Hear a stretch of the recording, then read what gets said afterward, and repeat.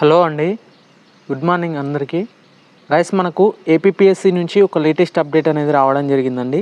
Friends, ఇక్కడ చూసుకున్నట్లయితే group 2 services సంబంధించినటువంటి ఏదైతే నోటిఫికేషన్ నెంబర్ 11/2023 ఉందో దానికి సంబంధించినటువంటి గ్రూప్ 2 నోటిఫికేషన్కి సంబంధించి ఎవరైతే మెడికల్కి సంబంధించి ఎక్సైజ్ సబ్ ఇన్స్పెక్టర్లో వాళ్ళకి రిజెక్షన్ అయితే కావడం జరిగిందండి. మెడికల్లో రిజెక్ట్ అయితే అవ్వడం జరిగింది విజన్ స్టాండర్డ్కి సంబంధించి.